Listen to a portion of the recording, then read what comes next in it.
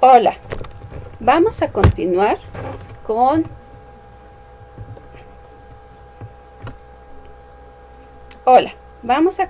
con el siguiente video de la unidad número 3 de nuestro curso de comunicaciones por fibra óptica. Comencemos con el rendimiento interno. El rendimiento interno del LED se va a definir como la relación entre el flujo energético y la potencia eléctrica disipada por el diodo, tal como aparecen estas fórmulas. Todos los valores que aparecen aquí son valores conocidos. Tenemos la eficiencia cuántica interna, la corriente, la carga del electrón, el voltaje y la energía de la banda prohibida.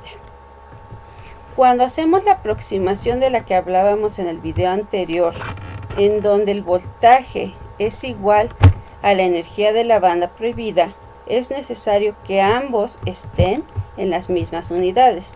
De ahí que aquí aparezca dividiendo la carga del electrón. Recuerden, la energía de la banda prohibida está en función de la carga del electrón, puesto que las unidades son electronvolt. De hacer esta aproximación, tendríamos que el rendimiento interno va a ser aproximadamente igual a la eficiencia interna. Vamos a verlo. Ya teníamos nosotros un ejemplo para un LED de arseniuro de galio. Y nos preguntan ahora cuál va a ser el rendimiento interno. Ya teníamos nosotros una eficiencia cuántica del 87% con un voltaje de 1.4 volts. Ahora, si nosotros hacemos la sustitución para este rendimiento interno, vamos a tener que es del 89%. Ustedes lo pueden comprobar en casa haciendo las sustituciones. Aquí es nada más para hacer una ejemplificación. No es exactamente el mismo valor de la eficiencia cuántica, de ahí que sea solo una aproximación. Por supuesto, siempre es mejor hacer todas las sustituciones para cada uno de sus parámetros y conocerlos en sus valores exactos.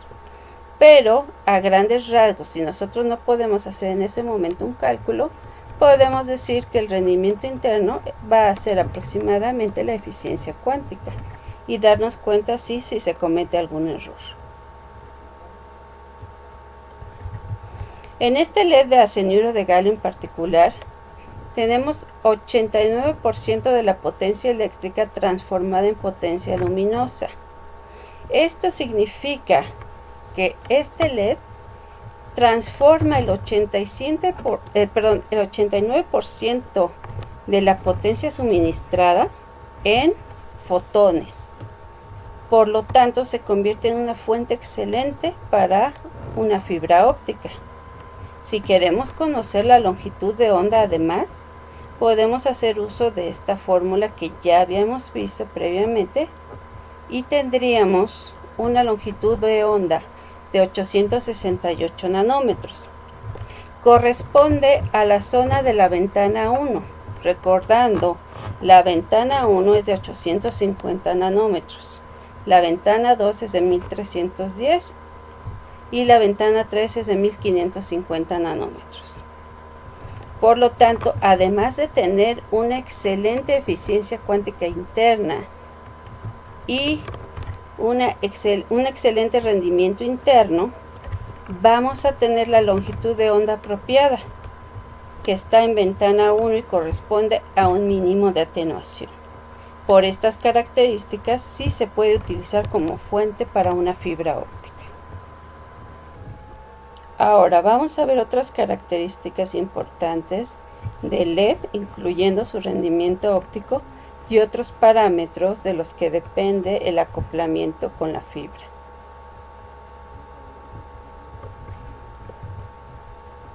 Aquí tenemos el tiempo de respuesta de un LED.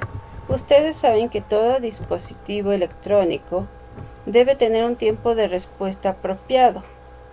En el caso del LED, este tiempo de respuesta va a estar en función de su flujo energético, que a su vez está en función del rendimiento óptico, como aparece aquí en esta fórmula. Es una fórmula muy sencilla, los parámetros son ya conocidos Y el rendimiento óptico es una variable dependiente del material del que está fabricada la fuente. Por lo tanto, debe ser también un valor ya conocido en el momento en que ustedes proponen una fuente para su fibra. Son fuentes estándares. Entonces, esta fórmula se va a cumplir tanto si es corriente directa o variante. Sabemos que para modular el flujo óptico necesitamos frecuencias apropiadas para ello. Entonces, vamos a examinar las variaciones del flujo energético. Este flujo de energía o flujo energético total estará en función de la corriente y a su vez las variaciones de corriente estarán en función del tiempo. Pero ¿de qué tiempo estamos hablando?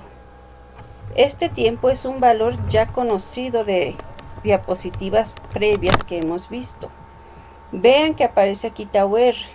Ustedes ya conocen ese valor. Tenemos el tiempo de vida radiativo. Por lo tanto, la velocidad de respuesta de un LED se ve limitada precisamente por tau R, tiempo de vida radiativo, o como nos indica aquí el tiempo de vida de los portadores inyectados.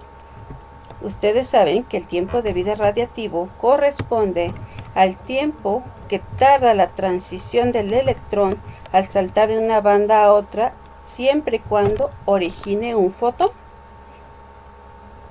Cuando las variaciones de corriente son tan rápidas que los electrones no tienen tiempo de recombinarse, este flujo interno ya no es proporcional a la corriente.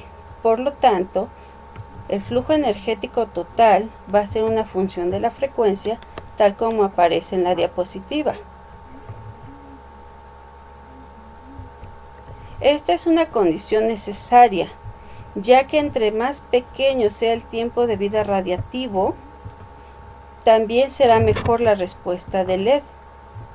Esto se consigue aumentando la cantidad de impurezas con que se dopa al material de la fuente o bien aumentando la corriente, siempre y cuando el dispositivo sea el apropiado.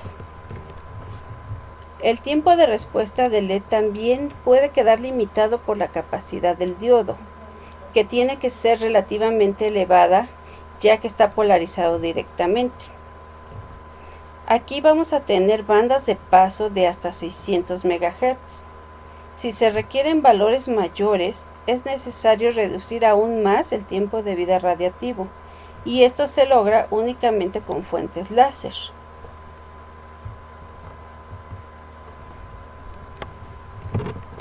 Otro parámetro importante que vamos a tener aquí es la longitud de onda espectral.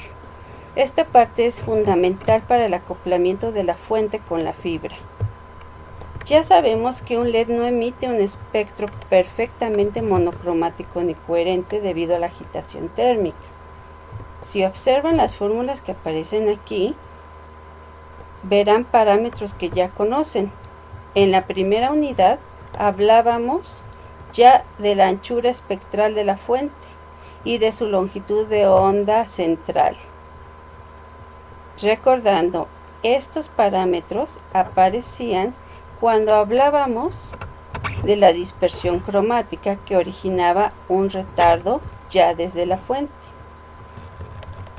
En el caso del LED que hemos estado nosotros utilizando como ejemplo, tendríamos una variación del 3.5%, lo que significa que su anchura espectral o su longitud de onda espectral está variando 3.5% a izquierda y derecha a partir de la longitud de onda central a la que nosotros estamos pretendiendo trabajar. Ya sabemos que no inyectamos una longitud de onda única, sino una serie de longitudes muy cercanas entre sí que tienen un pico de potencia o el pico de potencia en la longitud de onda central representada por lambda 0. Por lo tanto, a la variación de la energía le corresponde una variación de longitud de onda y a la energía de la banda prohibida, que es la energía del fotón, le corresponde una longitud de onda central. Vamos a ver algunos de los tipos de LED que cumplen con las características previamente mencionadas para ser fuentes en una fibra óptica. Recuerden, estamos hablando de fibras ópticas multimodo.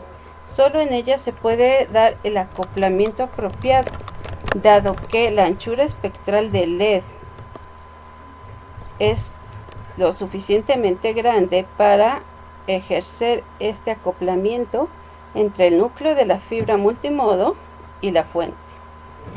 En el caso de la fibra monomodo, este acoplamiento no puede darse, porque las dimensiones de su núcleo son tan pequeñas que la mayor cantidad de la potencia óptica se está quedando en la entrada y solo una pequeña parte de ella está entrando en el cono de admisión de la fibra. Pero en el caso de la fibra multimodo, tenemos un núcleo lo suficientemente grande para que haya compatibilidad entre el LED y la fuente.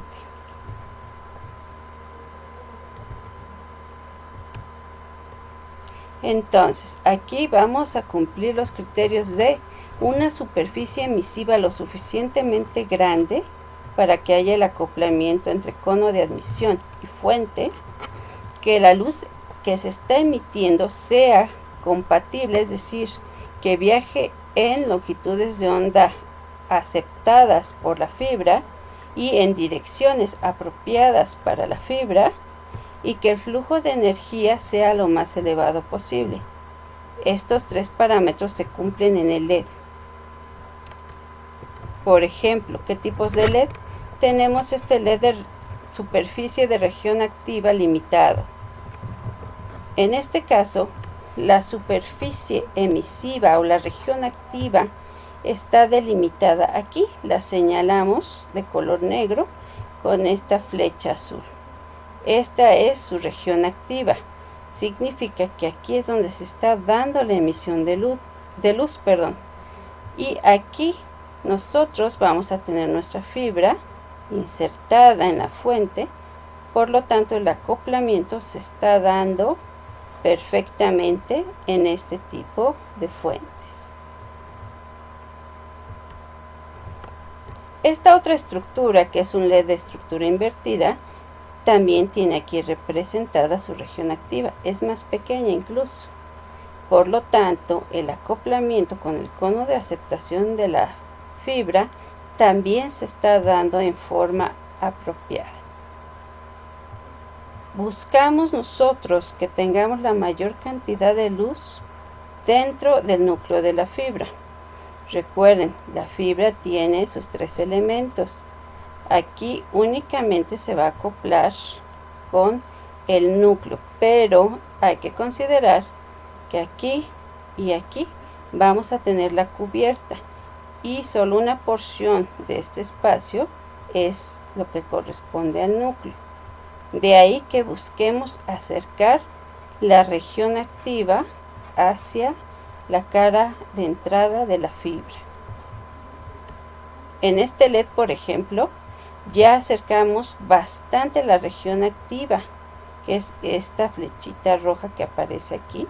Esto representa a la fibra, pero bueno, aquí tenemos la fibra completa. Nuevamente habría que marcar también el núcleo y podríamos generar aquí en este tipo de LED, que es un LED de estructura invertida, un acoplamiento mejor.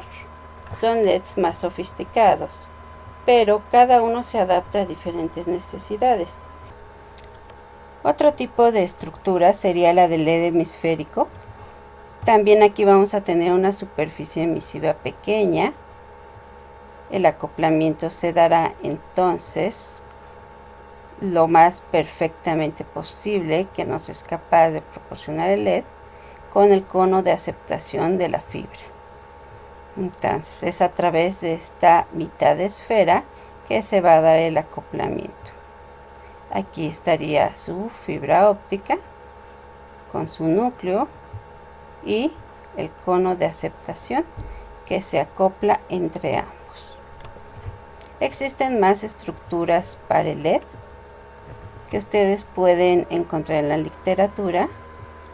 Pueden buscar artículos donde haya fuentes más recientes o que estén en fase experimental. Esto concluye la parte que corresponde al LED. En el próximo video vamos a ver las fuentes láser.